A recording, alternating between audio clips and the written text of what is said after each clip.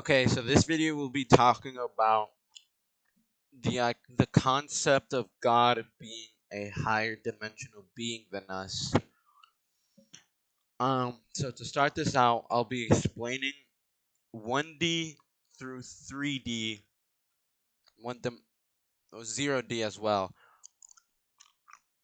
So the zero dimension is a dot, is like there's nothing but just a spot. You're just in one spot the entire time.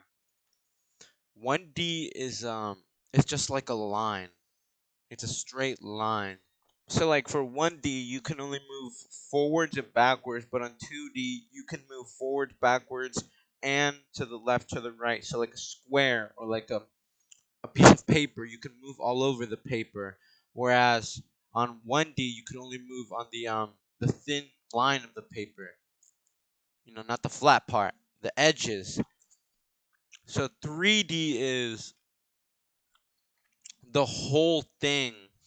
So 3D would be moving forwards, backwards, sideways to the left, and to the right, and you can also move up and down. Oh, and I said 2D wrong. It was you can move forwards and backwards, and you can also move left to right. But in 3D, you can move forwards, backwards, sideways to the left, and to the right, and you can also move up and down. So now 4D is like complicated. I don't even know how how you can explain fourth dimension. So I'm looking at this like quora thing right now that somebody's explaining, and they've explained zero through fourth dimension, and I think this probably sums it up the best. Even though I feel like we wouldn't really have an answer for the fourth dimension because it'd be a concept we wouldn't be able to understand as we're 3D beings. But anyways, it says this. But if we imagine the fourth dimension being time, everything starts to make sense. One element of the fourth dimension is exactly one moment in the universe, meaning that the universe in its current state is one of the infinite elements of the fourth dimension. If every moment was part of a line, this line would represent the history and future of our universe. And then he goes on to explain that the fifth dimension as a whole is every possible history of the universe. That means it contains every possible outcome for every event in the history of the universe. Adolf Hitler winning the war, the dinosaurs never being extinct by an asteroid, and so on. And it says if we add another further dimension, it goes beyond human comprehension. It means not only every possible universe, but every possible concept of physical constants. If we go further, we get every possible concept of logical and physical laws. We go even further, and we get every possible concept of existence itself. Okay, well, to explain the fourth dimension, the guy said that means one element of the fourth dimension is space. I would have thought it'd be rotation.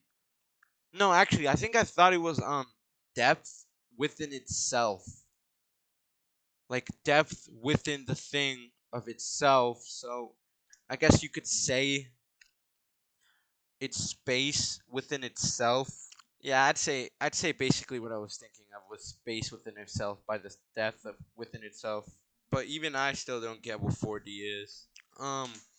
So yeah, and then to end it off, it says I skipped a bunch of the parts the guy read about because I'm not gonna read all that bullshit. But it's really smart. I'll link it in the description. It says the real question is not why anything exists, but if anything does not exist. It doesn't make sense to me. But anyways, on to what we're talking about. So this thing I wrote is like of how we really won't be able to have a concept of the fourth, fifth, sixth, seventh, and eighth dimension. It's basically what the guy talked about. It's like asking a one-dimensional being, if there was a living one-dimensional being, to explain what I believe is a different sense of reality. Because if we were to talk to a one-dimensional being or a two-dimensional being, they wouldn't comprehend. Never mind. I think We will never truly know what the higher dimensions are, as it's like asking a one dimensional being, if there was a living one, to explain what I believe is a different sense of reality.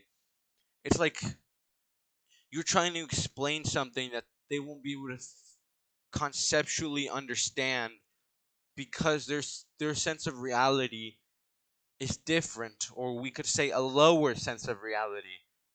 Like the dot is just a dot, it's in one spot, there's nothing else but this dot. And then the line, which is made up of an infinite amount of dots. It's like, let's say you took the line and and tried to make it explain itself to the dot. It wouldn't be able to comprehend how that even works. So I truly think that we don't really know what the fourth dimension is, or the fifth, or the sixth, seventh, eighth, ninth, tenth. And so we all know how Jesus Christ, or God, I don't I don't remember the if it's Jesus is the Father, or God is the Father, or who's the Son, who's the Holy Spirit. I'm pretty sure one of them is all four. So what I believe is that Jesus, or God, could have been a higher dimensional being, one that we don't understand, but one that made itself present to us in a human form. Because I'm pretty sure there's proof of God being a real human, and there's videos of people like showing that if he was real, the language he would have spoken. And let's just say for a second, God is real, heaven is real, and all that stuff. No, never mind, never mind. I meant to say,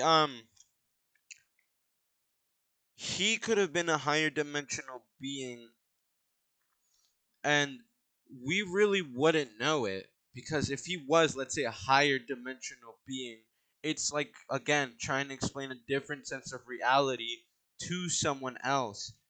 It's not even physically comprehensible, or mentally comprehensible, you'd say. um Something I wrote down is he created bread and fish just out of pure air, which, let's say he really did do that. How?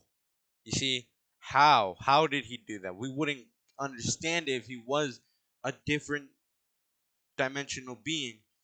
He changed a liquid into a different liquid with a touch, right? Like liquids now have, and I'm referring to the water to wine, that have to go through a whole process, but he just changed he basically changed its matter into something else.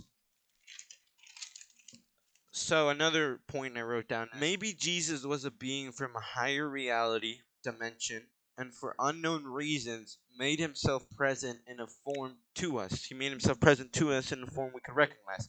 If this is the case, I feel like this is proof of other life in the universe. Because why us? Why us just specifically?